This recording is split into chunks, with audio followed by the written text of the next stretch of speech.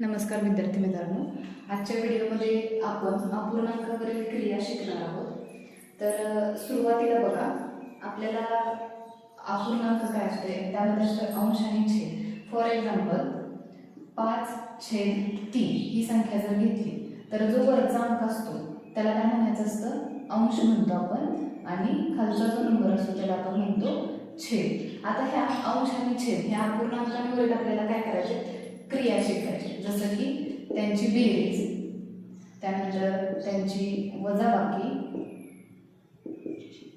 त्याच्यानंतर त्यांचा गुणाकार आणि भागाकार. अपूर्णांकांवरील या 4 गोष्टी आपण आज शिकणार आहोत. बऱ्याच विद्यार्थ्यांना अपूर्णांकांवरील क्रिया करायला अजूनही थोडासा प्रॉब्लेम येतो. तर त्या बऱ्यापैकी कन्सेप्ट क्लिअर करण्याचा मी आज प्रयत्न करते. तर फॉर एक्झाम्पल बघा, पहिला आहे 5/7 अधिक 6/2.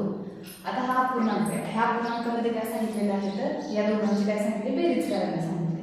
मग बेरीज कधी करायची, तर दोघांचा जो छेद असतो, मी मगाशी सांगितलं, जो खालचा नंबर असतो तो काय असतो, छेद असतो. छेद काय करायचे, आपल्याला समान करायचे आणि मग त्यानंतर त्यांची काय होते, बेरीज होते. तर आता छेद समान कसा करायचा बघा, हे दोन छेद आहेत, ह्या छेदानं म्हणजे ह्या पूर्णांकाच्या छेदानं ह्या दोन संख्यांना गुणायचे आपल्याला, आणि या छेदानं ह्या दोन संख्यांना आपल्याला गुणायचे. तर त्याच्यासाठी एक छोटीशी टेक्निक आहे बघा, मी इथं खाली लिहिले 2, म्हणजे हा जो छेद आहे या छेदानं आपल्याला ह्या दोन्हींना गुणायचं आहे, म्हणून मी इथं 2 घेतले. आणि हा जो छेद आहे 7 तो मी इथं घेतला. ह्या 7 आपल्याला ह्या दोघांना गुणायचं आहे. बघा, पहिल्यांदा आपण ह्या 5ला गुणूया, 5 दुने 10 छेद, परत ह्या 2 ह्या 7ला गुणूया, 7 दुने 14 अधिक या 7 आपण ह्या 6ला गुणूया, 6 7 42 छेद, 7 दुने 14. झाला इथं छेद समान. पहिल्यांदा आपण काय केलं, या 6ला गुणलं आणि परत इथं 7ला गुणलं. आता इथं छेद समान झालाय. आता छेद समान झाल्यानंतर काय करायचं, तो एकदाच घ्यायचा. मग हे जे अंश आहेत त्यांना आपण एकत्र करू, त्यांची बेरीज करू. 10 अधिक 42 छेद 14. जो छेद आलेला आहे सेम तो काय करायचा, आपण एकदाच घ्यायचा. मग आता 42 अधिक 10 किती होत आहेत, 52 छेद 14. आता आलेला जो अपूर्णांक आहे, जी बेरीज आहे, त्याला जर भाग जात असेल तर भाग घालूयात. आता याला आपल्याला समजते की याला 2 न भाग जातोय. मग 2 7 14, 2 दुने 4, 2 7 12, म्हणजे 26/7 हे या अपूर्णांकांच्या बेरजेचं उत्तर आहे.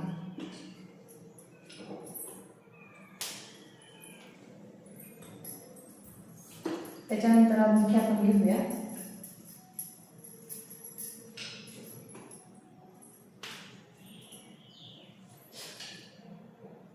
6/7 अधिक 7/3.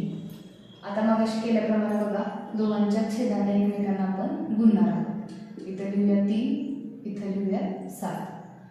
6 18, 7 21 अधिक 7 7 49 छेद 7 21. झाला इथं छेद समान. तो काय करायचा, आपण एकदाच घ्यायचा. ठीक आहे. आता या दोघांची बेरीज करा. 18 अधिक 49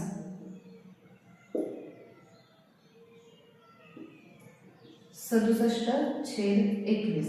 आता याला भाग जातोय का, तर नाही भाग जात, त्यामुळे त्याला आपण तसंच ठेवूया. म्हणजे या पूर्णांकांच्या बेरजेचं उत्तर आला 67 छेद 21.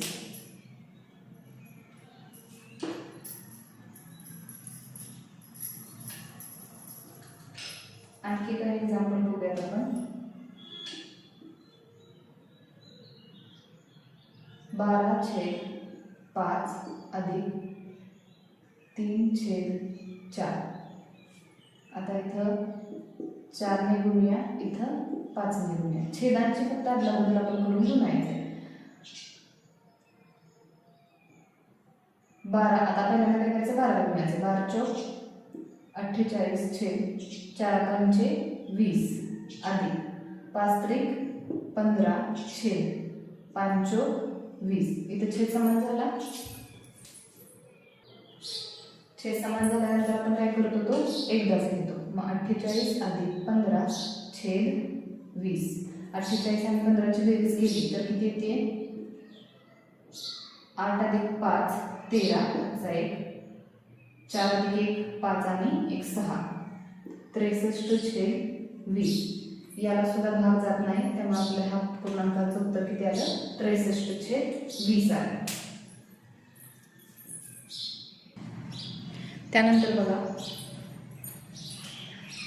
अशा पद्धतीचे एक गणित आहे आपल्याला. आता हे कसं सोडवायचं तर छेद आणि हा जो अंक आहे ह्यांचा काय करायचा गुणाकार करायचा आणि त्या गुणाकारामध्ये अंश मिळवायचा. म्हणजे बघा 3 एके 3 अधिक 2 5 छेद आणि छेद आहे असा लिहायचा अधिक इथं सुद्धा तसंच 5 दुने 10 10 अधिक 4 14 छेद 5 झाला मगाच्या सारखा पूर्णांक. आता आपण इथं काय करूया छेद समान करूया. इथं 5 घेऊया इथं 3 घेऊया. त्याच्यानंतर बघा 5 5 25 5 त्रिक 15 अधिक 14 त्रिक 42 छेद 5 त्रिक 15. आता 25 अधिक 42 किती येते 67 छेद 15 हे याचं आन्सर येते. याच प्रकारचं आणखीन एक गणित बघूया आपण.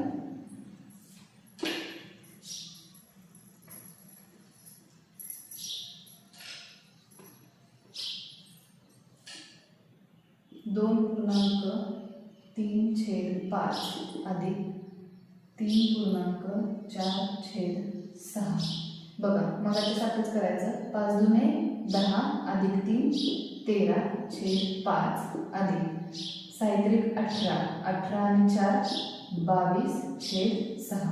आता इथं आपल्याला काय करायचं छेदानं गुणायचं. इथं 6 न गुणूया इथं 5 न गुणूया. आता बघा 13 गुणिले 6 63 78 छेद 6 पंचे 30 अधिक 22 गुणिले 5 110 छेद 6 पंचे 30 इथे छेद समान झालाय. आता यांच्या दोघांची बेरीज एकदा कॉमन लिहूया छेद समान घेऊया एकदाच घेऊया. मग 110 अधिक 78 188 छेद 30. आता याला 2 न भाग जातोय 2 न भाग जाईल इथे येईल 15 92 18 बेचोक 8 94 छेद 15 हे या पूर्णांकाचं उत्तर असेल. आता आपण अपूर्णांकावरील वजाबाकी बघूया. आता वजाबाकी सुद्धा सेम तशीच करायची फक्त बेरीजच्या तिथं वजाबाकी घ्यायचं. फॉर एक्झाम्पल बघा 8 छेद 3 वजा 3 छेद 4 इथं सुद्धा सेम छेद समान करायचा. इथं आपण 4 न गुणूया इथं 3 न गुणूया. इथं 8 चौक 32 छेद 4 त्रिक 12 वजा 3 त्रिक 9 आणि 4 त्रिक 12 इथं छेद समान झाला. मग इथे 32 वजा 9 छेद 12 मग 32 मधून 9 गेले 32 मधून 9 गेले राहते 23 छेद 12 हे त्याचं उत्तर येते. आणखी एक्झाम्पल घेऊया आपण.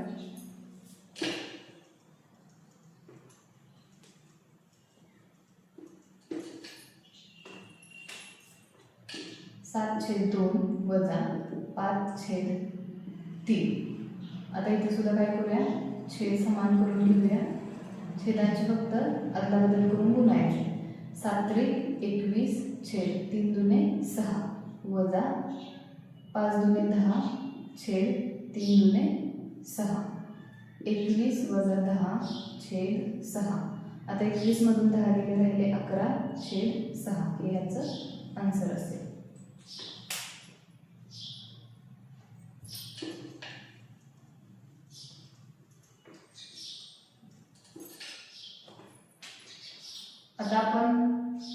युक्त पूर्णांकांची वजाबाकी बघूया.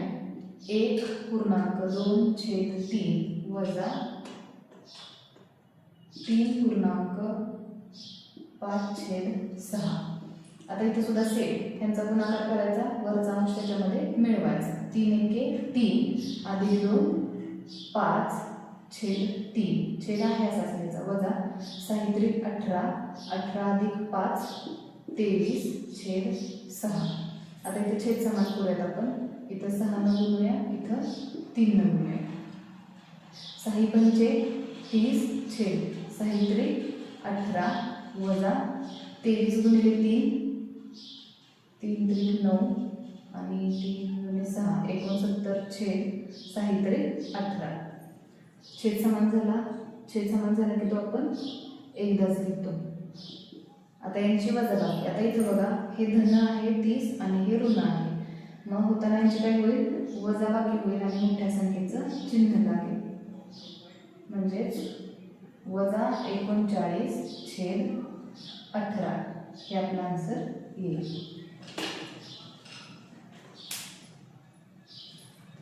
आणखी एक एक्झाम्पल बघूया.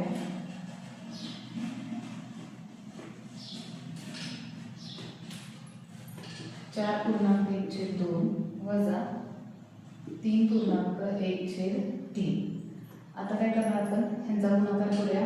4 दुणे 8 अधिक 1 9/2 वजा 3 त्रिक 9 आणि 1 10/3. इथं काय छेद समान करूया. इथं 2 आणि इथं 3. 9 त्रिक 27 छेद 3 दुणे 6 वजा 10 दुणे 20 छेद 3 दुणे 6. आता छेद समान झाले, तर 27 वजा 20 छेद 6. आता 27 मधून 20 गेले, राहिले 7/6. त्यांचा पूर्णांकाची वजाबाकी आली 7/6. अजून एक एक्झाम्पल घेऊया.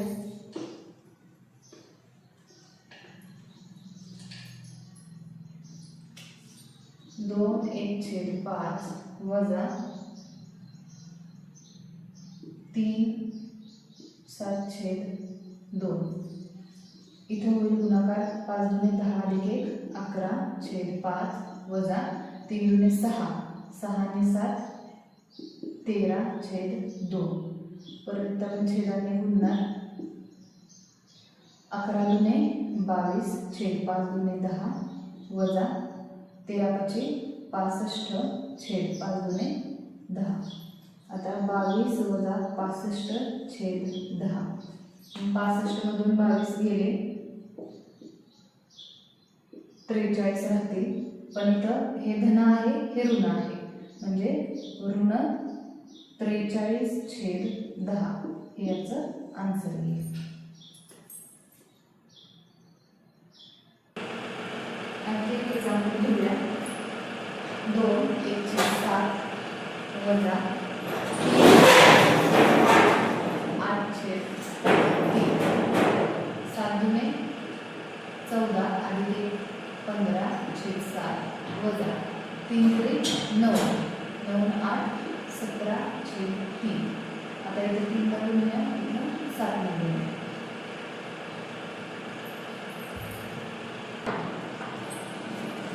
आता इथं 15 गुणिले 3 येईल 45 छेद 7 त्रिक 21 वजा 17 गुणिले 7 49 7 4 11 119 छेद 21. त्याच्यानंतर 45 वजा 119 छेद 21. आता 119 मधून 45 गेल्यावर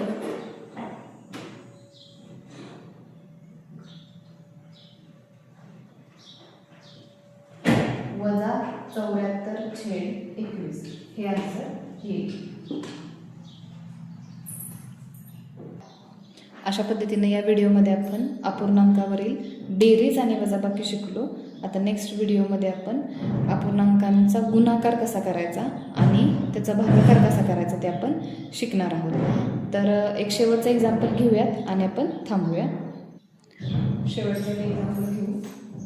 2.3/9 वजा 7.3/2. बघा 18 अधिक 3 21/9 वजा 7×2 14 अधिक 3 17/2. आता इथं छेद समान करूया.